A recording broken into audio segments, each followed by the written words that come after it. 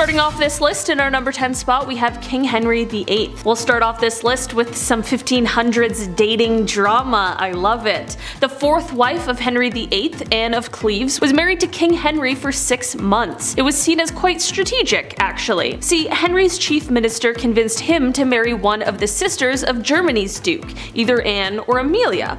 So in order to decide, Henry requested that Hans Holbein, famous painter, travel all the way to Cleves to paint a portrait of each sister. This is like ancient Tinder. It's wild. This man compared portraits for a few days and then finally chose Anne because every man praiseth her beauty. He even compared her to a silver moon. I've never heard Taylor compare me to the silver moon, so it seems like he's gotta step his game up. So eventually a treaty was signed, and a few weeks later Anne arrived to England. Henry was beyond upset because when she arrived, she apparently looked nothing like the portrait. How horrible is that? It's 6 AM, you just met your new husband after traveling upriver by barge, and the dude has the audacity to say you don't resemble a Victorian painting. Awesome! He even tried to stop the wedding, but it was too late at that point, so they had to follow through. Imagine still having to follow through. On January 6, 1540, their marriage was official, but soon after Anne gladly accepted the divorce, then lived as the king's sister peacefully until her death in 1557. Historians believe that it was cancer. In our number 9 spot today we have King George V. When was the last time you saw a stamp? I haven't seen a stamp in months, but King George V? But he loved stamps. Maybe a bit too much. It was taking many hours out of his days, even when it shouldn't have been a priority at all. King George V continued to collect stamps during World War I. Everybody is trying to stay alive. George is just licking stamps in the library, adding them to collections. Like all collections, the king started at an early age, but in the end of his days, George had albums and albums and albums, so many stamps. He had around 330 albums, each with 60 pages full of stamps. That's so many stamps. In 1905, George set an all-time stamp record. It was the most money ever spent on a stamp. The man dropped like 220,000 on one stamp. That's some Logan Paul shit. So naturally, he was nicknamed the King of Stamps, or rather, the King of Philately. That's the official term for collecting stamps. Some stamp jargon for ya. There you go. Welcome to Bumblebee. We're learning. Smash that thumbs up. In our number 8 spot today, we have King James. Before I dive into this one, guys, don't forget to hit that thumbs up if you're enjoying the video. It does really help us out. Not to be confused with LeBron James. This is a different king. In an official 16th century medical book, the actual medical advice at one point was to not bathe. Quote, "Use not baths or stews, nor sweat too much, for all openeth the pores of a man's body, and maketh the venomous air to enter, and for to infect the blood." First of all, why is every shred of medical knowledge from the past always written in riddles? God forbid you have bronchitis in the 16th century, a doctor would be like, "Ah yes, just a drop of ale and a witch's flick, you'll be well on your way." Like, bro, I have pneumonia. Please help me. They thought that taking a bath would make you sick, so King James IV apparently just never took a bath, and his hygiene was so bad that he would sometimes pass on lice to others just by being in the same room as them. Even if he was in a room hours prior, but he would give you lice. Doesn't help that the guy had long hair. Guy's got Steven Tyler hair. It's like a lice lunchroom in here. Lice would emit off of this man. Margaret Tudor was married to King James IV. That must have sucked. So itchy. In our number 7 spot today we have Christian VII. Christian. An ironic name for what I'm about to tell you. The young prince that couldn't keep his hands out of his pants. Let's mention him. Christian VII of Denmark. He was, as I said, a wee young lad, and of course a wee bit spoiled. Very comfortable with his body though, I'll say. More often than not, he would just have his hands in his pants. Middle of dinner, passing food around to his family, alternating hands in the pants to hands on food. This should have been number 1, now that I think of it. What a little shit. It's unknown, but historians believe maybe he was a wee bit mad. Who's to tell? Either way, don't touch the rye bread, Christian. Thanks so much. In our number 6 spot today we have King George IV. Voted as England's worst king by historians, let's do it. King George IV was too invested in his intimate conquests. He was focused on all the wrong stuff and he was also just horrible about it. This king tried everything to get a woman to sleep with him. He would throw tantrums if a crush wasn't interested, and sometimes he would threaten to end his own life if he didn't get their attention. Super creepy, because on top of the lengths he would go to just to get some time alone, he also kept some of their hair after the dirty deed was done. Yeah, he would ask everybody he slept with for a lock of their hair. Back then it was kinda common for lovers to keep locks of each other's hair, but George's collection was alarming because of just how many locks of hair there were. After the king died, his brothers found 7,000 envelopes, each with a lock of hair. Just envelopes of hair. The collection was, quote, enough to stuff a sofa. This insane collection is now in a museum in Scotland, so check that out if you want to feel sick. In our number 5 spot today we have King Rudolph II. The Holy Roman Emperor from 1552, he was known as a collector. Some princes collect stamps, others collect zoo animals. A little more badass if you ask me.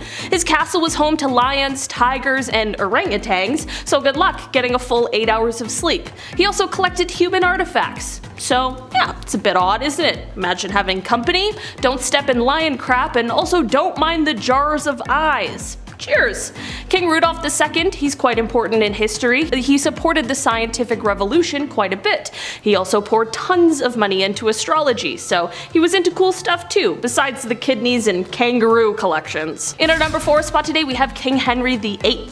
Of course we have to talk about Henry VIII, he's pretty bad. Henry VIII was the King of England from 1509 to 1547. He's been married a handful of times and they all went south. When Henry married Catherine Howard, he was 49 and Catherine was a lot younger, classic 1500s stuff. After the two were married, Henry was not the same as he was when they had met. He had since received a nasty jousting wound to the face, was gravely overweight, and never wanted to do anything with Catherine. So Catherine, of course, just wanting some shred of a life, and being, again, quite young, decided to look for love. Well, God forbid. God forbid you try and have a life in the 1500s. The young queen was accused of having an affair and was publicly and horribly taken out in the courtyard. She was accused of cheating before they even got married, and in turn, lost her head. Horrible times. In our number 3 spot today we have Don Carlos. Prince of Asturias in the mid-1500s, the Spanish prince who just enjoyed being the worst human alive. Back in the mid-1500s, the eldest son to King Philip II of Spain was a horrible person. Now, it's been noted that he was born with a hunchback and one leg was shorter. Historians like to bring that up first, and how maybe he had the odds against him physically. That sucks on one hand, but it's how you deal with it and how you deal with others that shows what type of person you are, let alone leader. Don Carlos was made hero of the opera by his dad, Philip II of Spain, so right off the hop, easy promotion. All about who you know. Don Carlos would hurt people a lot. He would hurt animals for fun as well. As a true crime enthusiast, you know that's a red flag. According to historians, Don Carlos once made a cobbler eat a pair of boots because he didn't like how they looked. He made somebody eat a pair of boots. We're not going to feel bad for Don Carlos on Bumblebee today. No sir, he was set up to marry Elizabeth of Valios, the eldest daughter of King Henry II, but after a few hours with the man, she decided there's absolutely no way in hell, so she married his father instead, King Philip, in 1560. In 1564, a few brides were lined up for Don Carlos, Mary Queen of Scots, Margaret of Valios, and Anne of Austria. When Carlos was plotting to take out his own father, he was caught and imprisoned in solitary confinement until his death 6 months later. In our number 2 spot today we have the personal sheet changer. I can't tell if this is the worst job to have or the best. Here we go. Royals have been sweating constantly about people trying to take them out. Taylor's mentioned Boy Jones on here a few times. That guy that stalked the queen. It's terrifying. People are terrifying. Boy Jones would go through the queen's drawers. Big ew. So historically, the royal family would try their best to anticipate an attack, be as safe as you can be, like the kissing sheets for example. Have you ever heard about this royal position? A great deal of monarchs hired taste testers to make sure nobody poisoned them, and they also had a guy get tucked in the king's sheets. I would much rather have the latter. King Henry VIII hired somebody to make sure his bed wasn't poisoned, so you were required to make the king's bed every morning, but you also had to rub all the sheets down before bedtime. time. You'd have to kiss the bedsheets to make sure that they weren't poisoned. Sleep tight, all safe here. Don't mind the bad breath on all of your pillows. You're safe though. Alright, time to clock out for the day. Clothes as well, that was touched. Maybe not kissed, but for sure touched. Guys wearing my clothes in my bed, no way I'd rather get poisoned. Take my jeans off. In our number 1 spot today, we have King Louis XIV. We gotta talk about perhaps one of the worst sights to see in the royal household. Back in the olden days, enemas were the talk of the town. Rather, the palace. Like most things in the 1400s, only the rich could afford the enema supplies, specifically King Louis XIV. Guy loved enemas. It is believed that over the course of his life, Louis XIV received thousands of enemas. In just 1 year, Louis received 212 enemas. He would always take it a step further, and dare I say a step fancier, by using almond milk. Imagine being married to a guy and he pulls out the almond milk. Like, not again, Louis, come on. I just ate, man. No.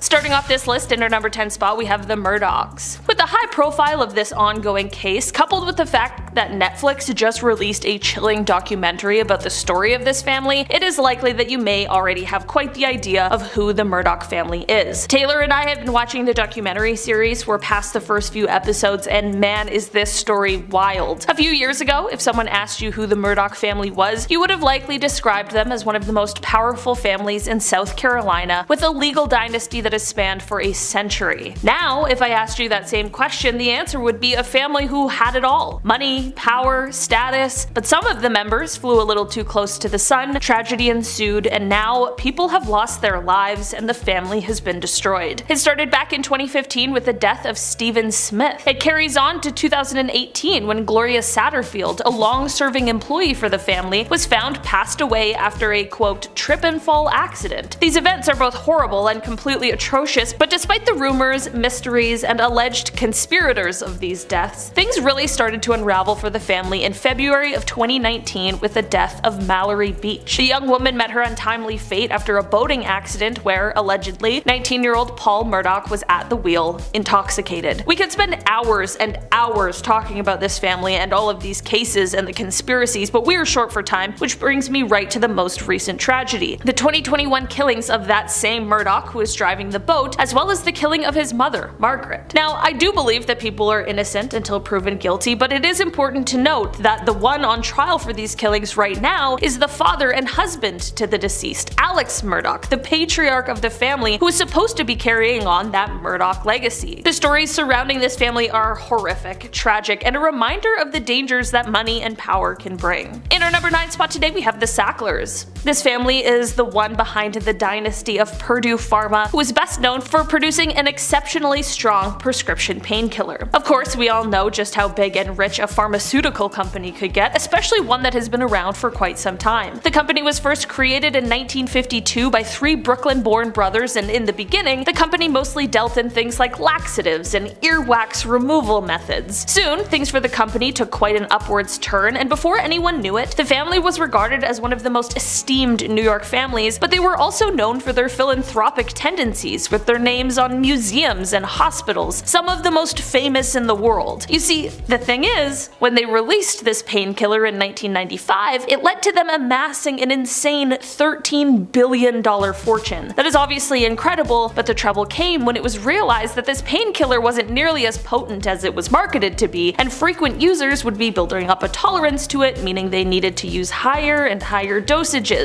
Viewer, welcome to the opioid crisis. Basically, this all spiraled out of control and led to many lawsuits coming against Purdue Pharma. Not only by individuals, but by January 2019, 36 states were suing the company for what the painkiller had done to their citizens. After 2 years of deliberations, the Sacklers finally reached a deal with plaintiffs in bankruptcy court in September of 2021. As part of their Chapter 11 proposal, they agreed to pay $4.5 billion and give up all ownership of the company in exchange for complete immunity in all future opioid liability. Despite this fall from grace, the Sacklers were able to move an alleged $1.36 billion into offshore accounts, so despite their bankruptcy filing and the large sum of money handed over, they will continue to retain quite a large amount of their personal wealth. In our number 8 spot today, we have the Bakers. Jim and Tammy Faye Baker were once the most famous televangelists in America, and they certainly were living in quite a lap of luxury. They had beautiful homes, expensive cars, and a ton of money, but that quickly came crashing down amid horrendous scandal. In the late 1980s, after much success, Jim Baker resigned from the PTL ministry after there was a cover-up to hide some hush money that had been given to church secretary Jessica Hahn over an alleged SA situation. Of course, not necessarily a surprise, but definitely not a good look for a televangelist. This led to more interest in people looking into the family more, and soon it was uncovered that there was some sort of accounting fraud going on as well. The consequences for this came by way of felony charges, conviction, imprisonment, and divorce. That was the end of that legacy, but since serving his time, Jim Baker hasn't exactly slowed down. He not only remarried and returned to televangelism, but he also currently hosts The Jim Baker Show, which focuses on the end times and the second coming of Christ while promoting emergency survival products. So,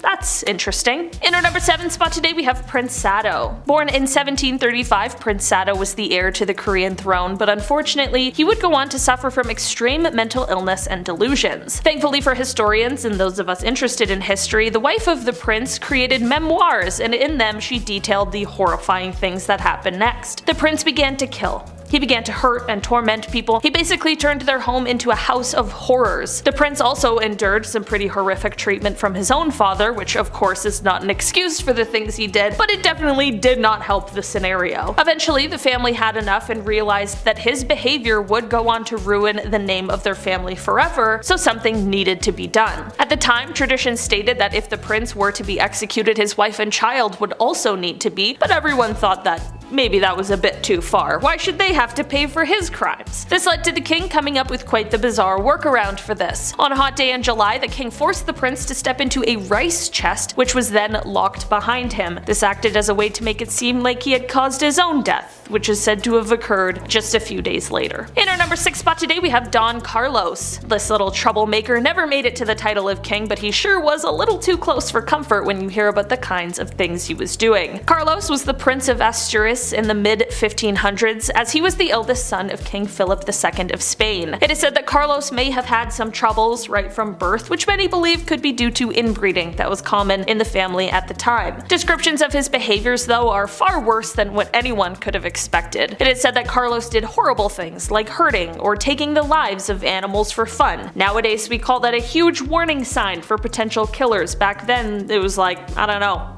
Was anybody even watching you, really? It is even said that at one point he purposefully blinded all of the horses in the royal stable. Soon, of course, his cruelties would extend to humans, with people claiming that one time he chose to harm a servant girl for no reason other than because he could. Major King Joffrey vibes in that one. And apparently one time he made a shoemaker eat a pair of shoes that he had made that the prince didn't like. He was just a little twerp. Carlos was set up by his family to marry the eldest daughter of King Henry II, but after a few hours with the man, she decided that there was absolutely no way in hell. Like, he was so bad that she would rather marry his dad.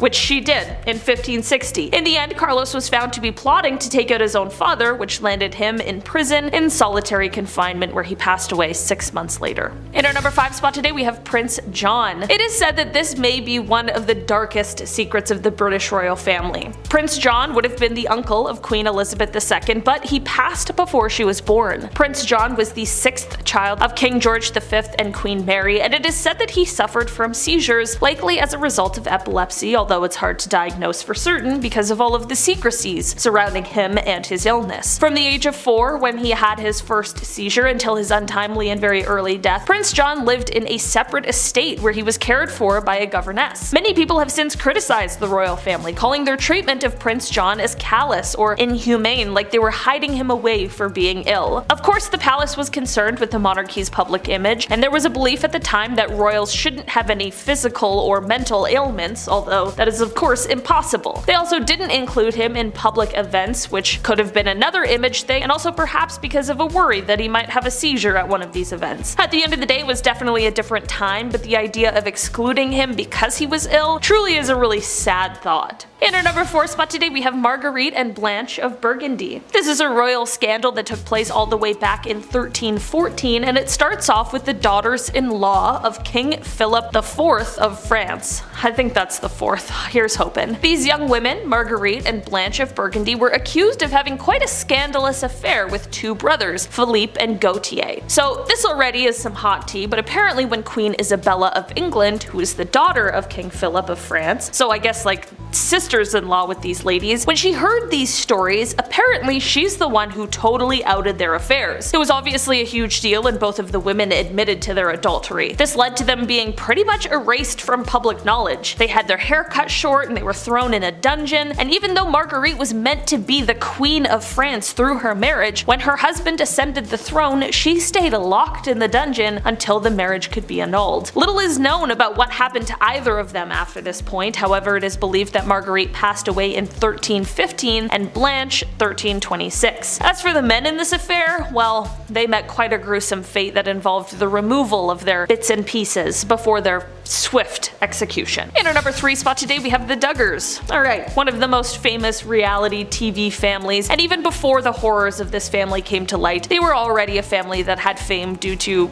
quite a strange reason. If you're unfamiliar with who the Duggars are, you might be more familiar with the show that they used to have on TLC titled 19 Kids and Counting. Yeah, the show ran on TLC for 7 years until it was cancelled in 2015, and the show featured, well, the Duggar family. The family consisted of parents Jim Bob and Michelle Duggar and their 19 children, 9 daughters and 10 sons, all of whose names begin with the letter J. It was an interesting time, and they seemed like this huge, happy, religious family, but in the years since the cancellation of the show, some horrifying things came to light. Initially, the reason that TLC suspended and then subsequently cancelled the show is because it came to light that the eldest son in the family, Josh, had done some horrible things and acted violently, horrendously, and inexcusably against a number of girls, even some in his own family. Due to the popularity of the show before these serious stories came to light, there was a spin-off show that was created titled Counting On. This show first aired in December 2015 and stayed on the air for a surprising number of years before it was pulled, and the family yet again found themselves in the center of a scandal that had to do with Josh. This time he was caught in possession of a certain kind of tape that no one should have, and that should not even exist at all. I can't say which kind of tape, but just know it's the worst of the worst. These are, of course, some of the worst scandals that have surrounded the family, but truly, it's only a drop in the bucket of the many stories surrounding them. In our number 2 spot today, we have King Juan Carlos. The former King Juan Carlos of Spain, when he first ascended the throne in 1975, was highly looked upon. He was said to be bringing a new age for the country, an age of democracy. His reign lasted for quite a while, but by the time 2014 rolled around, he was forced to abdicate the throne. This was due to a few reasons. Firstly, his public ratings started to plummet after word spread of him being a bit of a womanizer and after an explosive affair, but also because of a lavish elephant hunting trip he took in the middle of an economic collapse. Okay, fair enough, I can see why people were getting their guard up a bit. So the king abdicated the throne in favor of his son Philippe, who sits on it to this day. During this time, however, the scandals in the family weren't only to do with Juan Carlos. In January of 2014, another of his children, his daughter Infanta Cristina, was charged with tax fraud. She has since been acquitted. That happened in 2017, but she was stripped of her title as the Duchess of Palma de Mallorca, and this whole deal had her leaving Spain and moving to Switzerland. The drama doesn't end here, however, because her husband actually was convicted in the case with charges that included embezzlement, fraud, and tax evasion, and he received prison time in 2018. In the end, none of the fraud charges have ever been linked back to the former king, but this entire debacle did cause the former ruler to move out of Spain. With his move came a letter, part of which read, quote, "Guided by the conviction to perform the best service to the Spanish people, their institutions, and you as king, I am communicating my thoughtful decision to move at this time outside of Spain. a decision I make with sadness but with great serenity. I've been king of Spain for almost 40 years, and during all of them I have always wanted the best for Spain and for the crown. In our number 1 spot today we have the Rothschilds. This family is easily one of the most, if not the most, powerful family in the modern era. In fact, it is said that most of us in the Western world don't even realize the impact this family has had on our lives, as our consumer-driven lifestyle is definitely directly related to the monetary systems this family put in place. This would include the United States Federal Reserve. Because of this insane amount of money and power that this family has held for over a century, there are plenty of conspiracy theories going on surrounding them. The conspiracies run deep, and they go quite dark. They touch on everything from assassination attempts, some successfully completed on sitting presidents, to heinous World War II agendas that would have benefited the family. Of course, they are conspiracies, so no one is quite sure which of these secrets, if any, are true. Even still, the stories and speculations swirl today, waiting for some piece of evidence to maybe bring them to light. Number 10. King Henry II. While we're on the topic of him, could Nostradamus have actually predicted the death of King Henry II? Because if he did, that's pretty curious, I'd say. Never used the word curious in my life, but I'm like, you know what? That's curious. King Henry II was actually a personal acquaintance of the prophet himself. That'd be kind of cool, being friends with Nostradamus. I'd be like, hey, how does Game of Thrones end? Please. While at one point in history Nostradamus was seen addressing King Henry II as the most invincible King Henry of France, unfortunately Henry proved to be quite vincible when he met his gruesome death, might I add, at age 40. Yeah, in the summer of 1559, not a great time. A terrible jousting accident went wrong and it left the king passing away shortly after from sepsis. This is a terrible story, but I have to explain because, you know, it's history and, well, that's what we're here for. The jousting accident saw the king having splinters driven into his eye and then his skull as well by one of his young soldiers. And the Nostradamus quote reads, "The young lion will overcome the older one. It says he will pierce his eyes through a golden cage." Okay, already we're a little bit spooky. "And that 2 wounds will ensure a cruel death." So I'm not saying he predicted it, I'm just saying, kind of nailed it. Number 9. A fateful turn of events. Queen Victoria. Her reign began back in 1837 and it lasted until the Queen's death in 1901. Now at just age 18, Alexandrina Victoria had to rise up to the throne. Had to, right? All these cases, it's like, yeah, they have to do this. She was born, of course, on May 24th, 1819, and Queen Victoria was actually 5th in line when she was born, nowhere near the throne. So right off the bat, it was actually highly unlikely that she would ever see the crown. But one by one, all of her family members began passing away fast. In 4 years, 3 of Victoria's cousins passed away, and then her father and her grandfather both died 1 week apart from one another. So on one hand, obviously it's sad, it's tragic, everyone's dealing with loss so fast. But on the other hand, by the time 1830 rolled around, Victoria was only 11 years old, and already she was next up to bat for the throne at 11. Imagine, that's like some ancient Egypt. Number 8. King Edward VIII. Directly after his father died in 1936, King Edward VIII took the throne, right? That's pretty normal. But the tides quickly turned when, less than a year later, he renounced his position. Now, this was of course a huge scandal right off the bat. This is not something that's taken lightly in the royal family. Turns out the woman responsible for stealing his heart was that of Wallis Simpson, American socialite who had already been divorced once before and was at this point working through her second divorce. So you can only imagine how everybody reacted at that point, right? Oh, how dare she? His proposal to Simpson, of course, caused social and political backlash. The Church of England wasn't so chill with Edward marrying someone who had already been divorced. Yeah, they're not really okay with that. So Edward was forced to abdicate. Yeah, he had to, right, for love. Edward and Simpson then tied the knot in 1937, and they stayed together until Edward's death much later in 1972. Sliding into royal DMs right off the hop. Okay, we're in for a treat. Number 7, dark predictions. Of course, in recent years, the royal family has seen a change that many didn't really expect. When Harry and Meghan chose to renounce their royalty status, speculation began that this could be the beginning of the end for the monarchy. People only fueled their fire with questions, and also, somebody may have called it. Yeah, Nostradamus, he may have predicted this entire event. One of his predictions literally reads, "At the end of the war, the great powers change. Near the coast are born 3 beautiful children. They will ruin the town when they come of age, they will change the kingdom, and they will not see it grow anymore." Now, Harry is only one of 2 children, so I'm not sure if the, quote was talking about him and his siblings, or if it has more to do so with some other royal family members, but either way, there's some people who take Nostradamus' words very, very seriously out there, so I had to include it. Maybe there's something there, I don't know, maybe there's something we haven't quite breaking down yet. That's why we need National Treasure 3, maybe this is the plot. Number 6, the Great Irish Famine. The Great Irish Famine took out many people. Back in 1845, potato crop that a lot of the Irish population relied on were suddenly no longer available. See, a group of microorganisms wiped them out, and in result, around 1 million folks died or had to leave. Now, it was draconian law and British ruling at this point that made the exported food hard to reach people. That's where things stopped. This famine led to Irish independence, of course, and anti-union movements, and the show Victoria pulled back zero punches in 2017, where an episode showed the true happenings behind the Great Irish Famine and the role that Queen Victoria played in coming to the aid of her then subjects. It was the death of at least 1 million people. This was a very dark 7 years in Irish history. Historian Christine Keneally spoke out and says, quote, "There is no evidence that she had any real compassion for the Irish people in any way." Yikes. That's a historian saying that.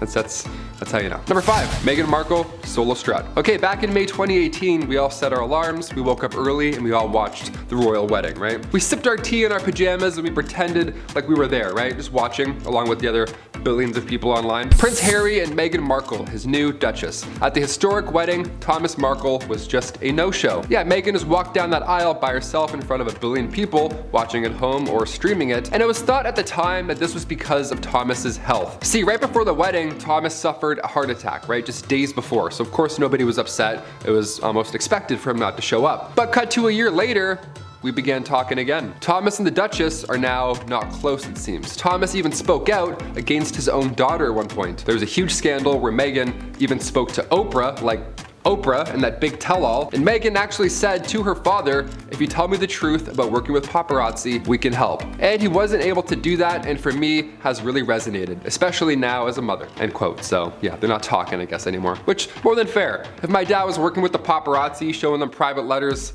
I'd be a little pissed too. There's no way though, the guy can't even unlock his email, let alone sending one? No way. Number 4, Prince Charles and Princess Diana's divorce. Prince Charles, the oldest son of the Queen, straight up admitted to having an affair with Camilla Parker before his divorce from his first wife, of course, Princess Diana. Imagine having this is crazy. A princess? You cheated on a princess? That's insane. So in turn, Princess Diana addressed the relationship and what's happening during, that famous 1995 interview with BBC. She couldn't have said it better, if I'm being honest. Diana said herself, quote, "Well, there's 3 of us in this marriage, so it was a bit crowded." Yeah, end quote. There's no better way of putting it, I think. It's a pretty baller way of saying it. I don't know. I haven't said baller in like 13 years, but I'm like, you know what?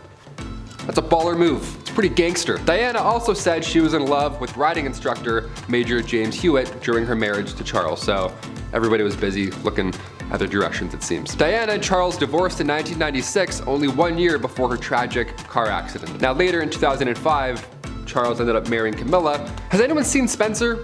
Kristen Stewart looked great in that movie, and now I want to watch it. Is it worth the watch? Let me know in the comments. I didn't see it go to theaters or anything. It kind of snuck by me while I was sleeping on all the good ones. Number 3, Prince Harry costume party. YouTube isn't a fan of some words, specifically one word that rhymes with Yahtzee, and it goes deep with history, as you could assume what I'm talking about. But with this being one of the biggest scandals, I have to bring it up, right? The Duke was always referred to as a bad boy, right? He was the bad royal, the bad boyle royal. I don't know, I'm trying new shit here. But just how deep did these incidents cut? Well, before he settled down with Meghan in 2018, Harry had to issue a public apology back in 2005 because, whoops, somebody got photos from a costume party, and a few of them were in poor taste. Did the royal dress up as the Beast from Beauty and the Beast? No, he did not. Did he dress up like a witch? Like a little witch, maybe with a nice witch broom? No, none of that either. No, photos leaked of him wearing World War II German soldier gear. Yeah, I can't say too much, but it was even equipped with an armband, a very bad armband. Again, I can't say too much, nor will YouTube allow us to show too much, but you understand what I'm trying to say. You remember. It was poor taste. He could have dressed up in any way he wanted. He's a literal prince. And he does this? It's off-putting. Harry said afterwards, and I quote, "I am very sorry if I caused any offense or embarrassment to anyone. It was a poor choice of costume and I apologize." End quote. Nice, right from the heart. That's good. Really goes deep with the royal history. We love it. Number 2, Vegas getaway. Nice, roll those dice. It's one thing to party like a rock star, but to party like a prince? What does that even mean? I gotta keep this Prince Harry train going because, well, now I'm mad at him, but there's even more photos from history that show what was really going down in the royal family, His priorities. 30s, dare I say. After that party incident, just 7 years later, scandalous photos emerged from Harry's Las Vegas trip. Yeah, I had a little boys' night, it seems. It turns out what happens in Vegas may just leak online for your entire family to see, and your grandmother. That's probably not a great time. These scandalous pics were taken during a strip pool game. Lovely, we like that. Make sure you call the right pocket while you're not wearing any. The scandal actually prompted St. James Palace to contact the Press Complaints Commission before the snaps even made their way to British tabloids. Yeah, they knew right off the bat they were fucked. They're like, can we call them? Can we send a pigeon? What's the fastest? And finally, number 1, Boy Jones and other attempts. Okay, being the queen and all in history, a security team is always needed, obviously. And during her reign, specifically Queen Victoria, there were multiple attempts to harm the young queen. First attack was in 1840. It was an 18-year-old man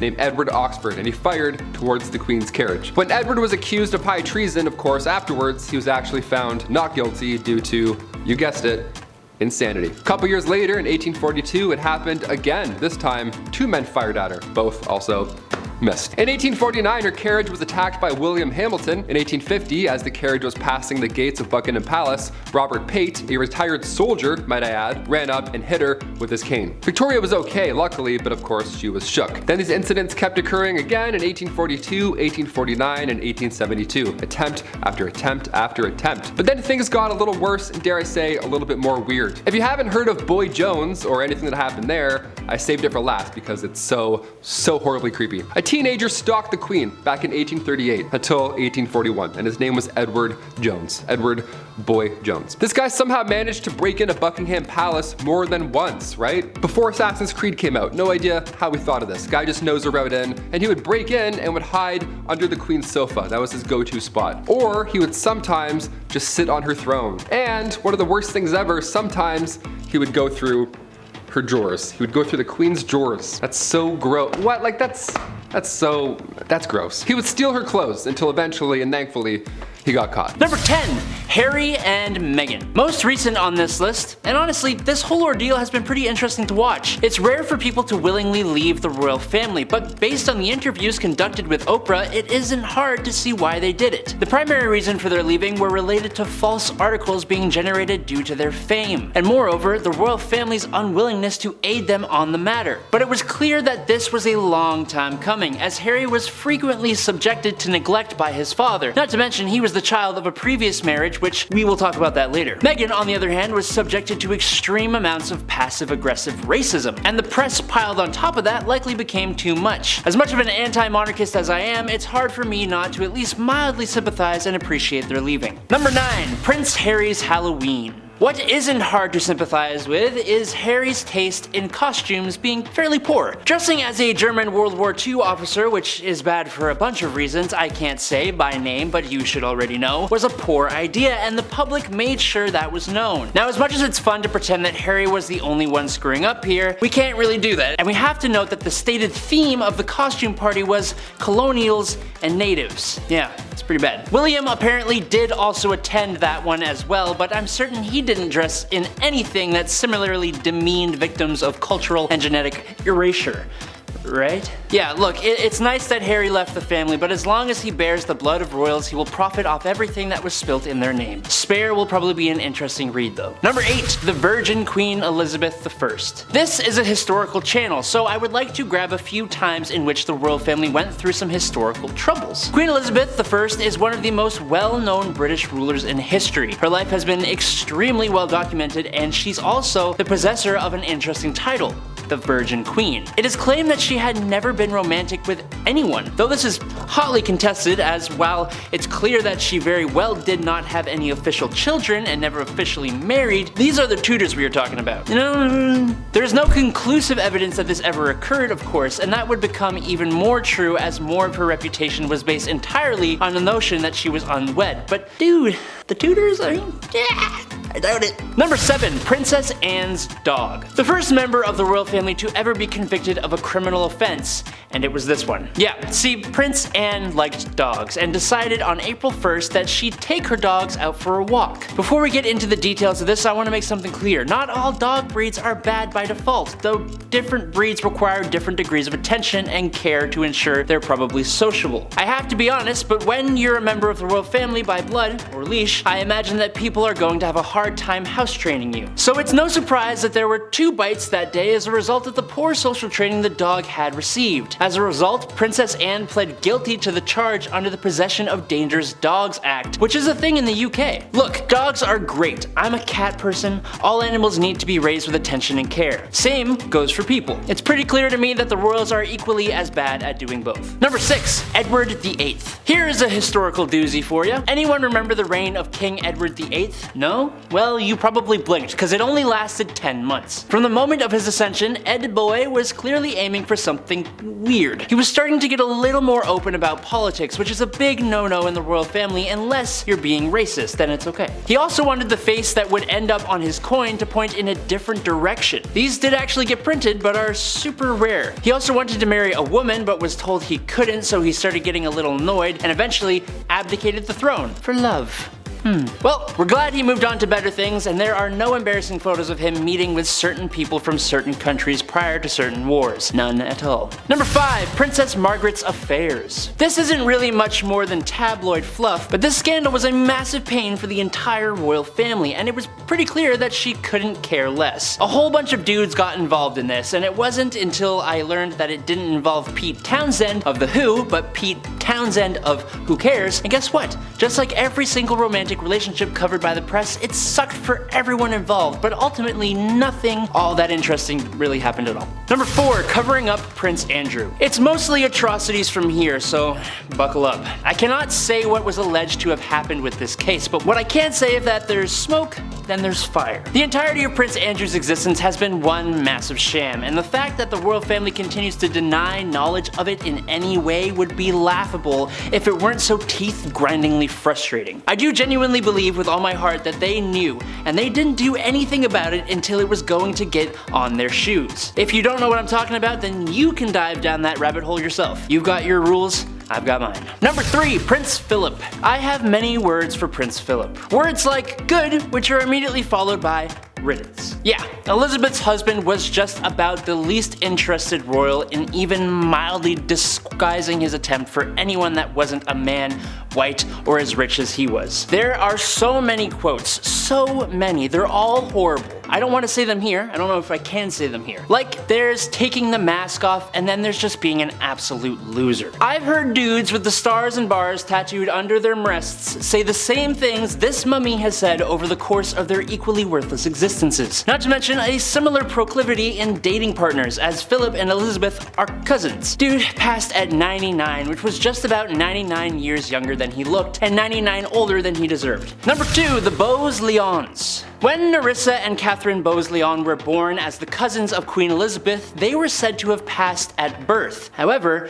it was revealed that they'd in fact lived, but due to their classification as imbeciles, they were abandoned at Earlswood Hospital and their existence was hushed up completely. Seriously.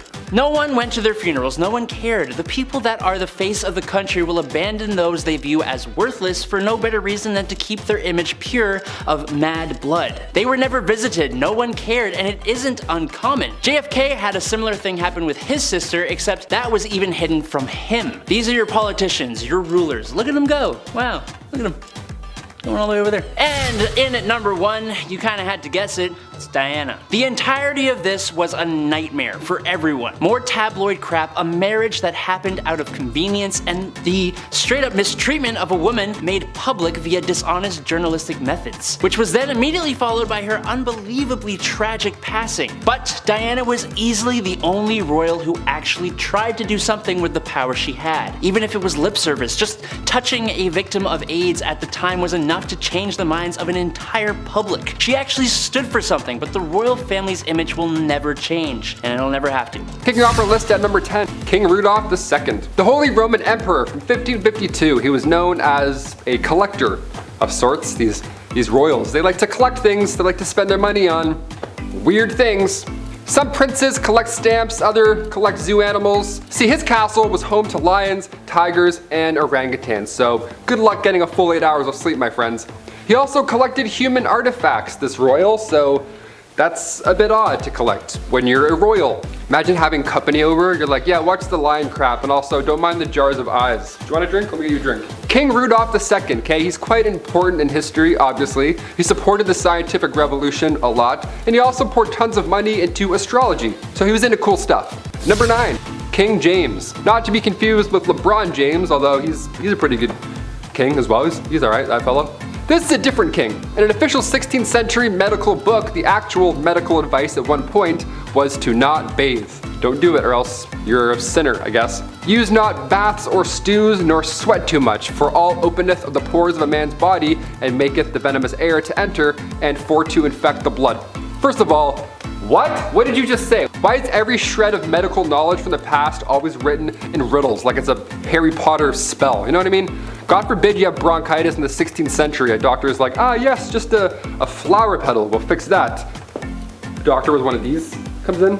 No way, not listening to that guy. They thought that taking a bath would make you sick, so King James IV, apparently he never took a bath. And his hygiene was so bad that he would sometimes pass on lice to others just by walking by them. He would walk by and they'd be like, ugh. Guy's got Steven Tyler's hair. What is that? Like, can we cut it if it's infected with gross? Can we just, maybe a bald king? How does a bald king sound? Number 8, the Great Fire. One of the most wild Nostradamus predictions of all time. It reads, the blood of the just will commit a fault at London, burnt through lightning of 23's the 6th. The ancient lady will fall from her high place, several of the same sect will be killed. Now, there are of course many people who believe that this entry here was actually one that predicted the Great Fire of London that occurred in 1666. The line 23's the 6th and times 20 by 3, and then you add 6, you get 66. Right? Quick math. But most importantly, it may also mention London and the royal family. And in real life, this fire did affect them as well. Also, it is said by many that the reference to the lady here is another term for the kingdom, the lady. This means that Nostradamus was predicting, maybe, that the kingdom was going to fall as a result of the Great Fire. So, yeah, he kind of nailed it. I don't know. Number 7, Princess Diana. We'll start with a tragedy right off the gate. Here we go. Prince Charles, the oldest son of the Queen, he straight up admitted to having an affair with Camilla right before his divorce from his first wife, Princess Diana. So, in turn, Princess Diana addressed that relationship and what exactly happened. During that famous 1995 interview with BBC, she couldn't have said it better if I'm being honest myself. Diana said, very confidently, well, there were 3 of us in this marriage, so it was a bit crowded.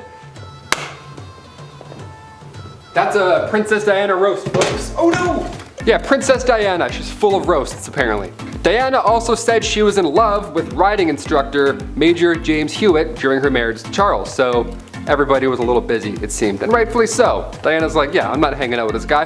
Diana and Charles divorced in 1996, only a year before her tragic accident took her life. Later in 2005, he married Camilla. Yeah, has anybody seen Spencer? Kristen Stewart looks great in that movie, and I want to know if it's worth the watch. Comment down below. Number 6, Prince Harry costume party. YouTube doesn't like when I say some words, specifically a word that rhymes with Yahtzee. But with this being one of the biggest scandals, I have to bring it up, I have to mention it. The Duke was also referred to as a bad boy, but just how deep did these incidents cut?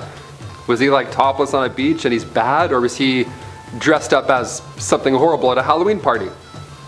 It was the latter.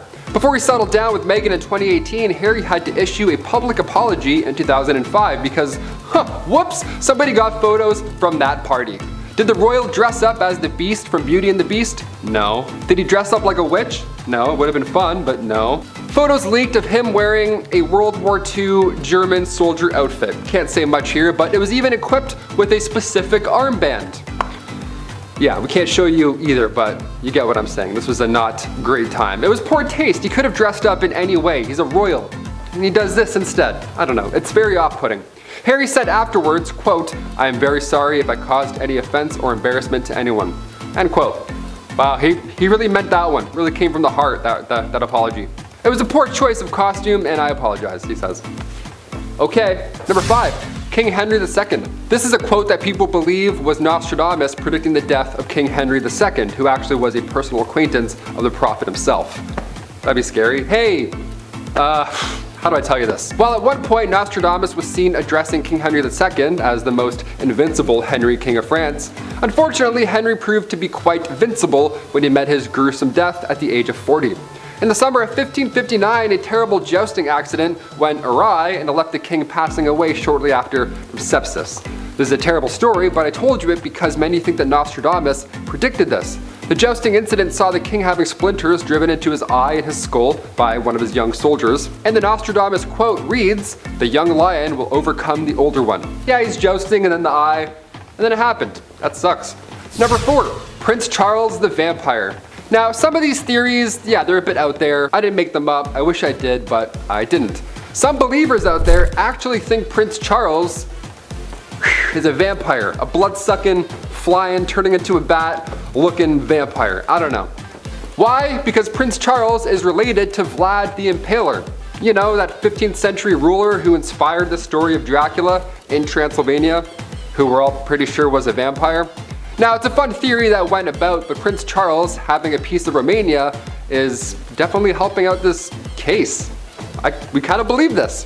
The prince has been conserving forests and he even got property over there, so maybe he's a vampire, maybe not. Maybe he just likes property and castles. And Vlad the Impaler. I heard he's a great lad. A great Vlad. Number 3, shapeshifters. Awesome. I'm not actually Taylor, I'm someone else pretending to be. That's cool. That's why I'm so energetic today. This next theory I wish I could claim for my own again, but it was actually former BBC presenter David Icke. He takes the cake himself. Here we go. He has since revealed himself as a conspiracy theorist, and one that surrounds the royal family had me stunned. Icke and quite a few others claim that the royal family is part of the Illuminati. Yeah, and then all of them earn their power because their human ancestor mated with reptilian aliens. They were clapping alien reptilians. That's how they became royals. That's the trick. You gotta clap some reptilian alien. David says the theory actually explains why royal families are obsessed with keeping their bloodlines clean with other royals. And you know, incest. But the biggest what the part of all this has to be when David told the public that he knows people who have seen royal family members change into reptiles and then back into human form again. Number 2, leaked letters.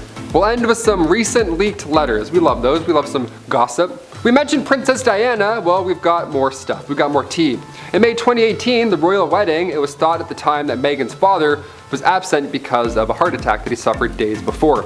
But a year or so later, it's revealed that Thomas Markle and the new Duchess weren't as close. There was some drama. There was some beef going on in the family. Thomas spoke out against his own daughter. There was a scandal where Meghan spoke to Oprah, the tell-all that we all watched, and Meghan actually said to her father that if you tell me the truth about what happened, about working with paparazzi, then we can help and get through it. But he wasn't able to do that, and that for me has really resonated. Yeah, if my dad was working with paparazzi, showing them private letters as well, just for clout, I'd be upset too. As if my dad can't even open his iPad without me, let alone leak my letters. Number 1, personal sheet changer. I can't tell if this is the worst thing ever or the best, but it's kept me laughing for months now. Royals have been sweating constantly about other people trying to, you know, take them out, right? It's a scary job. Everyone wants to attack you. I mentioned Boyd Jones on here a few times, that guy that stalked the Queen. It's terrifying. People are terrifying. Boyd Jones would go through the Queen's drawers and, you know, big ooh. So historically, the royal family would try their best to anticipate any and all attacks. Be as safe as you can be, right? Of course. Like the kissing sheets, for example. Oh, have you heard about these kissing sheets, this royal position? A great deal of monarchs hired taste testers to make sure nobody poisoned them, that's normal. But they also had a guy who would get tucked in the king's sheets. I would much rather have the latter, know what I mean? King Henry VIII hired somebody to make sure the bed wasn't poisoned. So you were required to make the king's bed every morning, but you also had to rub all the sheets down everywhere before bedtime. You'd have to kiss the bed sheets to make sure they weren't poisoned. Yeah, sleep tight. I'll sleep here, boss. Here we go. Don't mind the old medieval dad breath all over your pillows. You're safe for the night. That's so gross. I can't even sleep in a hotel sometimes, let alone some dude. Mwah, mwah, mwah, mwah. Mwah, mwah. I'm like, what are you doing? Get this guy out of here. Why is he kissing my bed? Clothes as well. That was also touched. Maybe not kissed, but it was for sure touched. Guys wearing my clothes in my bed, kissing my sheets? No way. I think I'd rather get poisoned.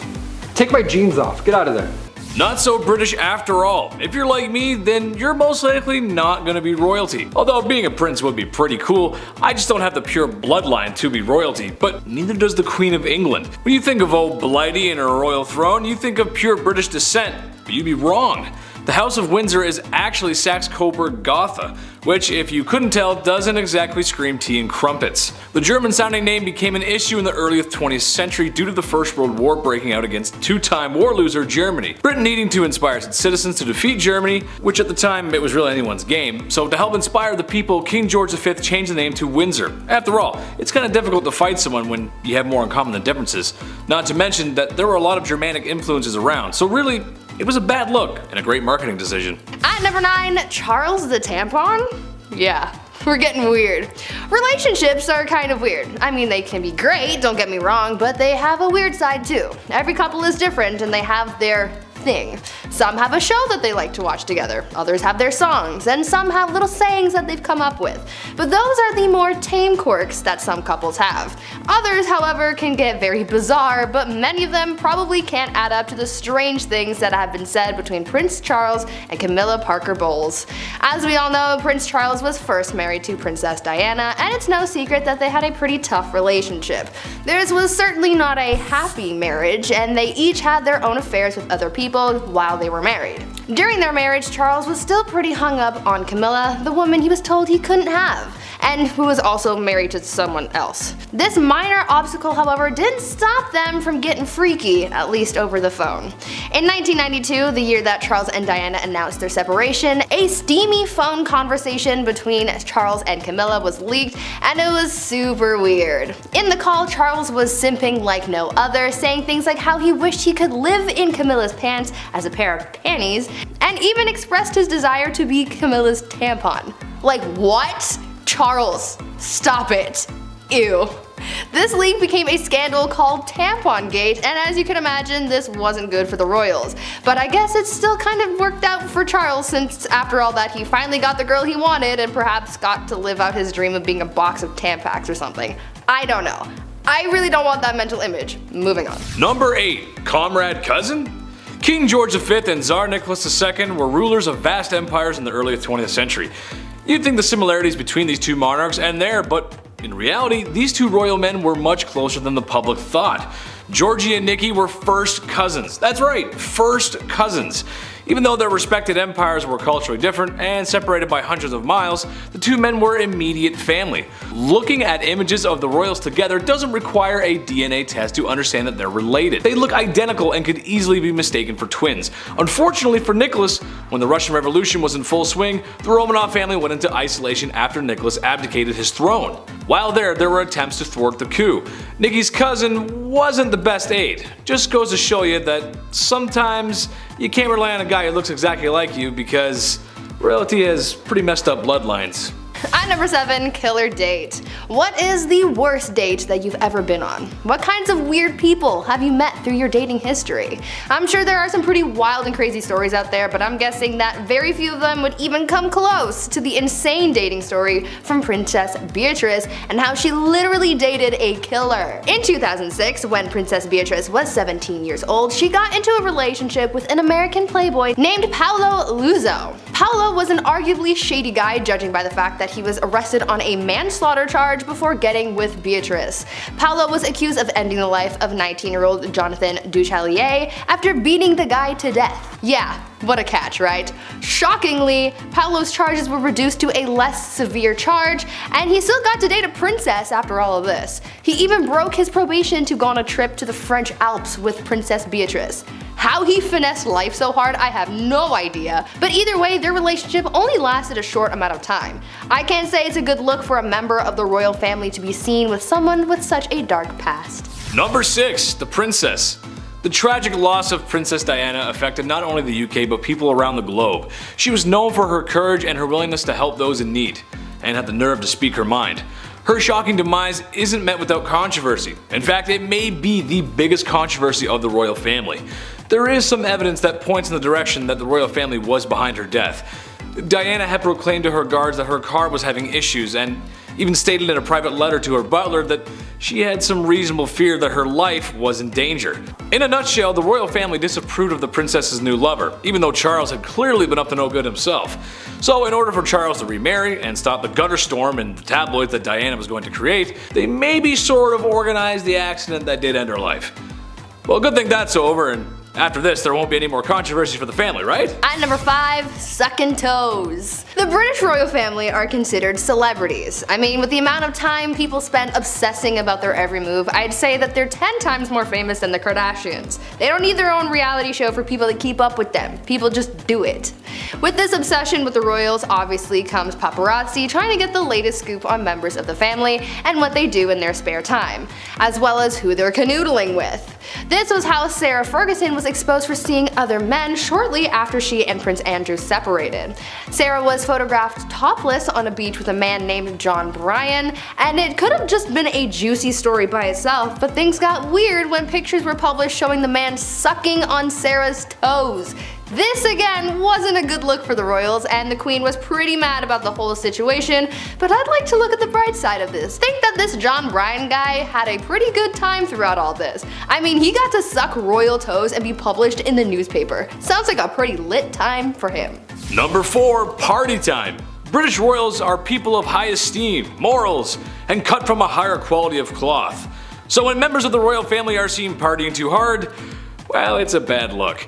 Prince George, Duke of Kent, was one such royal. He became known for spending his evenings in the best hotels and ballrooms that money could buy, even sometimes wandering into venues that were a tad tawdry even by today's standards. What's more interesting than that is the prince living the life of a frat boy is that his promiscuous relationship with not only just women, but men as well. Add in substance abuse issues that would make Charlie Sheen blush, and you've got yourself one wild prince.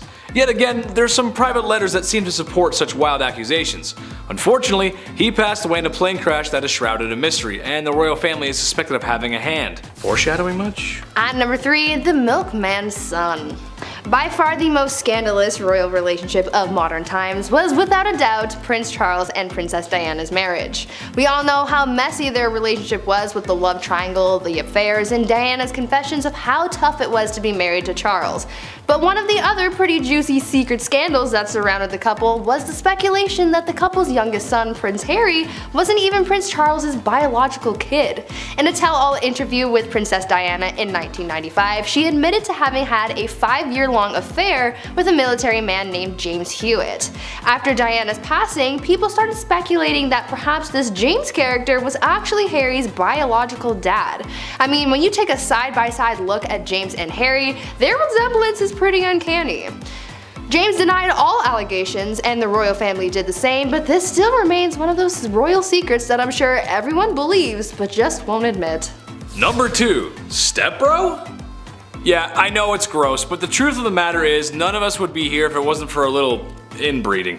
Royals just tend to turn that dial up to 11. Back in ye olde times, bloodlines had to be maintained, and the only way to keep them pure was to marry cousins and have children. Queen Elizabeth and Prince Philip are both related to Queen Victoria, but the crazy bus doesn't stop here. Queen Victoria and Prince Albert were first cousins, and they had 9 children together. This is a tradition that all royal families practice. Of course, marriage back then was more of a business decision or a political one. It's why certain distant cousins end up ruling different monarchies and empires. Sure, I get it. Why cross the street when you can cross the hall? But at some point, you gotta run out of cousins.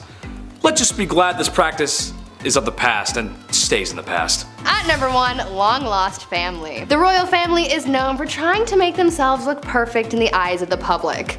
They are always trying to look poised and put together and without flaws, but this effort also comes with its dark side, and there's a dark royal secret that just shows the lengths that they have gone to make people think that they are all just perfect people of society. It turns out that the queen had secret cousins that very few people knew about.